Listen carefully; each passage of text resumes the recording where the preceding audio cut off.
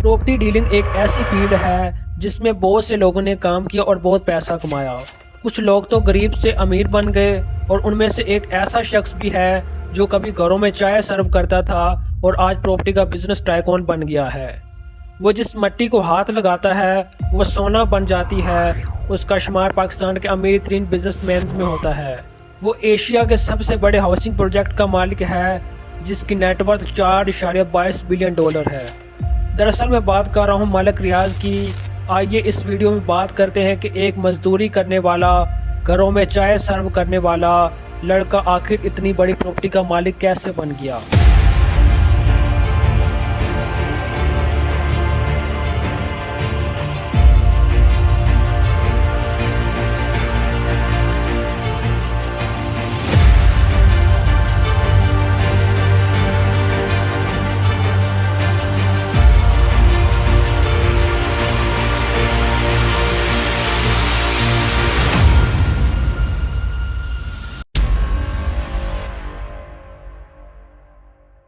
मलिक रियाज 8 फरवरी 1954 को सियालकोट में एक प्राइवेट ठेकेदार के घर पैदा हुए। उनके वालिद का कारोबार लॉस में जा रहा था, जिसकी वजह से उनको मैट्रिक कंप्लीट करते ही पढ़ाई छोड़नी पड़ी। घर के हालात को सेट करने के लिए उन्होंने मजदूरी करनी शुरू कर दी। यहाँ तक कि उन्होंने सड़कों पर चारकोल डालने का काम भी किया। इसके अलावा 60-70 की दहाई में लाहौर में मलिक यूनुस नाम के एक बाअसर शख्स हुआ करते थे। मलिक रियाज उनके घर चाय भी सर्व करते थे। गरीबी का आलम यहाँ तक था कि एक दफा उनकी बेटी को हैजा हो गया तो इलाज करवाने के पैसे तक नहीं थे, तो उन्होंने एक टैक्सी वाले से पैसे लेकर हॉस्पिटल में डॉक्टर को दिए और फिर वापस घर आकर घर के बर्तन बेचकर उन्होंने टैक्सी वाले को पैसे अदा किए। ये आप उनके अल्फाज खुद सुन सकते हैं। बच्ची मेरी बीमार हुई, मेरी दवाई के लिए पैसे नहीं थे। मैंने 40 रुपए का पीतल का हमाम इसी पिंडी में बेचा था। उन्होंने अपनी पहली बीवी के इंतकाल के बाद बीना रियाज से दूसरी शादी की, जिससे उनका एक बेटा और 4 बेटियां पैदा हुई। उन्होंने मिलिट्री इंजीनियरिंग सर्विस में कलर का काम शुरू कर दिया और साथ ही वो पार्ट टाइम पेंटर का काम करते थे ताकि घर के हालात को सेट कर सकें। उनके सौतेले वालिद का नाम मलिक आशिक हुसैन है, जो मिलिट्री के ठेके वगैरह लेते थे। 1980 में मलिक रियाज ने अपने काम की बुनियाद एक आम ठेकेदार से की और अपनी एक कंपनी बनाई जिसका नेम उन्होंने हसन ग्लोबल रखा। फिर उन्होंने छोटी छोटी कॉलोनियां बनाने का काम स्टार्ट कर दिया। 80 की दहाई में उन्हें मालूम हो गया था कि कराची में रियल एस्टेट का काम अरूज पर है। उन्होंने 1985 में पाकिस्तान नेवी के एक चैरिटेबल ट्रस्ट बैरियर फाउंडेशन के साथ एक एग्रीमेंट साइन किया। एग्रीमेंट के मुताबिक उन्होंने एक ऐसी सोसाइटी बनानी थी जहां पाकिस्तान नेवी के मुलाजमीन प्लॉट्स वगैरह खरीद सकें। उन्हें बैरिया का नेम बहुत अच्छा लगा, इसलिए उन्होंने अपने बाकी प्रोजेक्ट्स के साथ ही बैरिया का नाम इस्तेमाल करना शुरू कर दिया।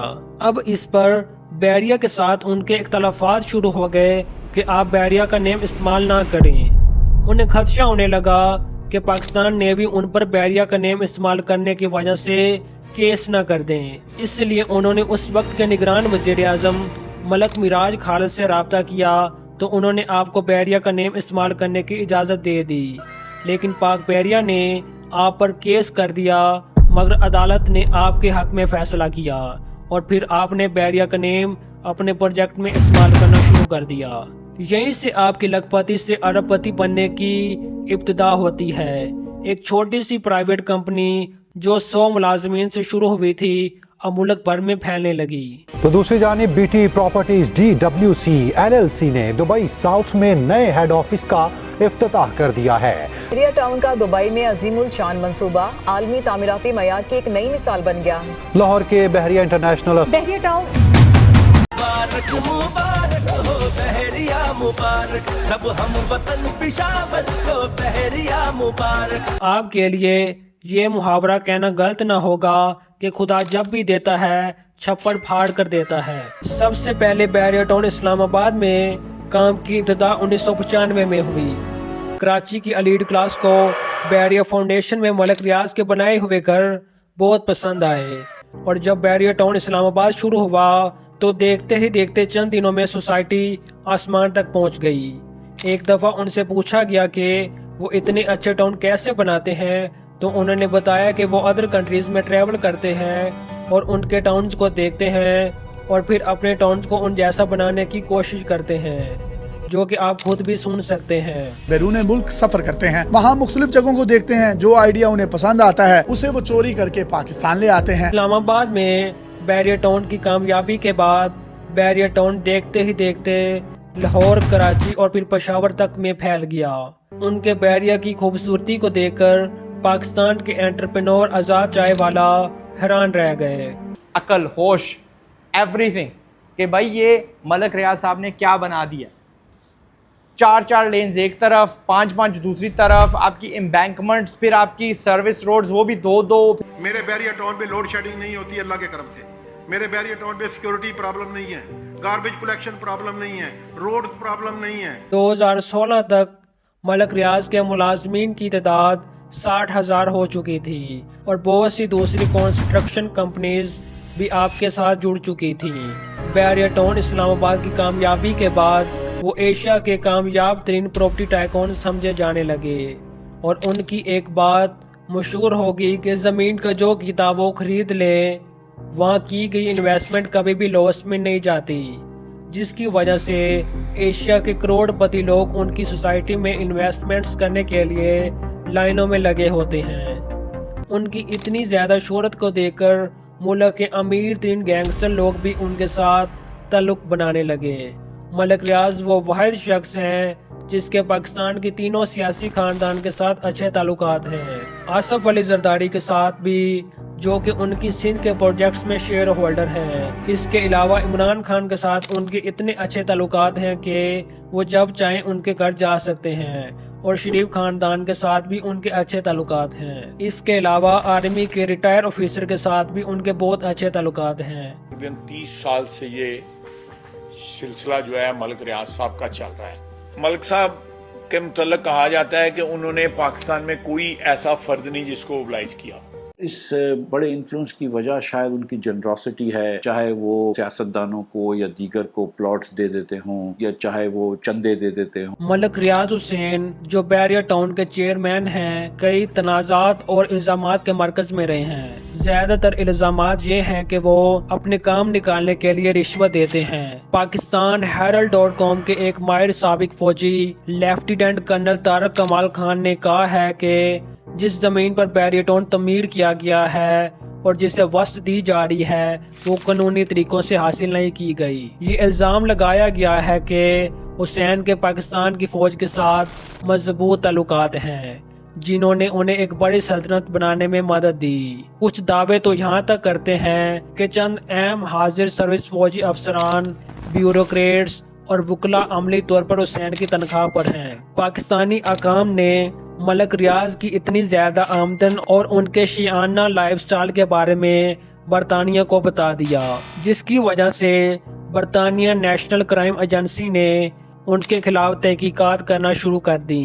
دسمبر 2018 میں برطانیہ کی ہائی کورٹ نے پروسیس آف کرائم ایکٹ 2002 کے تحت ان کو 20 ملین یورو دینے سے انکار کر دیا۔ یہ کیس کئی منتھ تک چلتا رہا اور اگست 2019 تک برطانیہ نے ملک ریاض کو 140 ملین یورو دینے سے انکار کر دیا۔ دسمبر 2019 میں ملک ریاض نے NC کے ساتھ ایک معاہدہ کیا جس کے تحت انہوں نے 140 ملین یورو اور ایک ہیڈ پارک پیلس جس کی قیمت 50 ملین پاؤنڈ تھی برطانیہ کے حوالے کر دیا۔ تحریک انصاف کے بانی عمران خان کو 190 ملین پاؤنڈ کیس میں جمعے کو سزا سنا دی گئی تھی۔ مزید بات کریں 190 ملین پاؤنڈ کیس کے حوالے سے ملک ریاض، شہزاد اکبر سمیت 4 ملزمان کے پاسپورٹ بلاک کر دیے گئے ہیں۔ برطانیہ کی حکومت نے 190 ملین پاؤنڈ کے یہ اثاثے اور بہت سی نقدی رقم پاکستان کی گورنمنٹ کے حوالے کر دی، جو پاکستانی گورنمنٹ کی طرف سے بنائے گئے ایک اکاؤنٹ میں شامل کر لی گئی۔ یہ اکاؤنٹ بیریئر ٹاؤن کے ایک مقدمے پر 460 ارب جرمانے کی وصولی کے لیے بنایا گیا تھا۔ یا حکومت اور NCA کے معاہدے کی وجہ سے 190 ملین پاؤنڈ سپریم کورٹ کے اکاؤنٹ میں منتقل ہوئے کہ کیا سپریم کورٹ کے اکاؤنٹ میں پیسے جانے کا مطلب یہ ہے کہ یہ پیسہ ریاست پاکستان کے اکاؤنٹ میں گیا ہے یا دوبارہ وہ پراپرٹی ٹائکون کو واپس مل گیا ہے؟ اب ہم ملک ریاض کے اچھے کاموں کے بارے میں بات کرتے ہیں۔ ملک ریاض نے पाकिस्तान में भूख को कम करने के लिए बैरिया दस्तरखान कायम किए हैं जो लोगों को 2 वक्त का खाना फराहम करते हैं। खाना खाते हैं, लंगर में खाना बहुत अच्छा लोग देते हैं। ये जो अमला है बहुत अच्छा अमला है। रोटी बहुत मजे की, यहाँ का खाना बहुत फिट है, बैरिया टाउन बहुत अच्छा है। वो हर मंथ 9.7 मिलियन रुपीस हॉस्पिटल में देते हैं ताकि मरीजों का इलाज किया जा सके।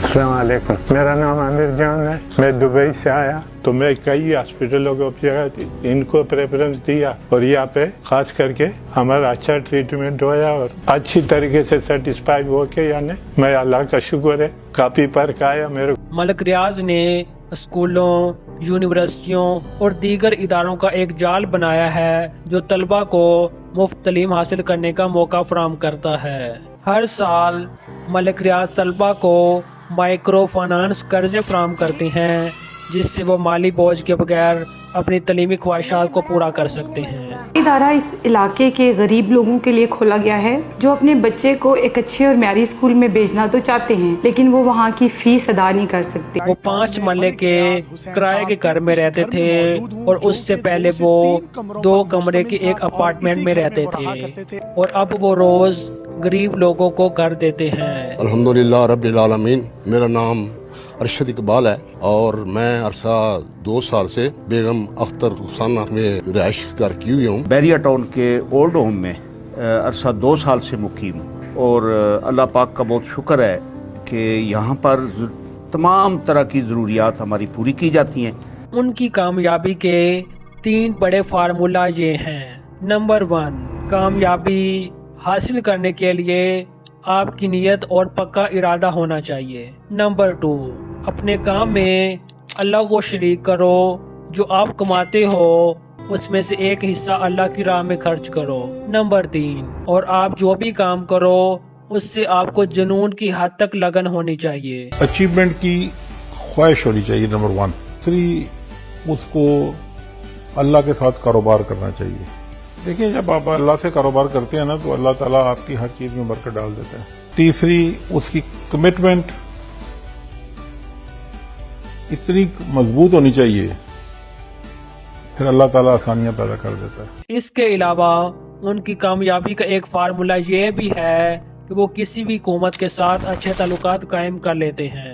इस वक्त मलिक रियाज अपनी फैमिली के साथ दुबई में मुकीम हैं और वहाँ पर अपना बैरिया टाउन बना रहे हैं, मगर पाकिस्तानी हुकूमत उनको 190 मिलियन पाउंड केस और अलकादिर ट्रस्ट केस की वजह से मुल्क में वापस बुलाना चाह रही हैं। आपको बता दें, ये वही केस है जिसकी वजह से साबिक वजीर आजम इमरान खान को 14 साल की और उनकी बीवी बुशरा को 7 साल की कैद सुनाई गई है। तहरीक इंसाफ के बानी इमरान खान को 190 मिलियन पाउंड केस में जुम्मे को सजा सुना दी गई थी, लेकिन उनका ये कहना है चाहे जितना भी जुल्म कर लो मलिक रियाज गवाही नहीं देगा।